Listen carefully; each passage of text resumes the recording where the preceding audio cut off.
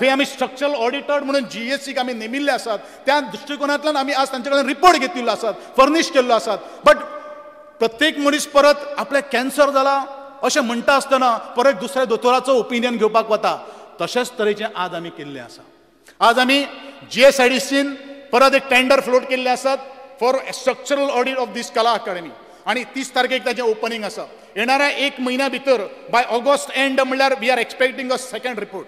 आणि त्या वेळाचेरूच आमी निर्णय घेतले वेदर ती स्ट्रेंथन करपाक मेळटली का ते आमकां कितें करपाक मेळटलें हे संदर्भात निर्णय आमी त्या वेळाचेरूच घेवपाक शकता.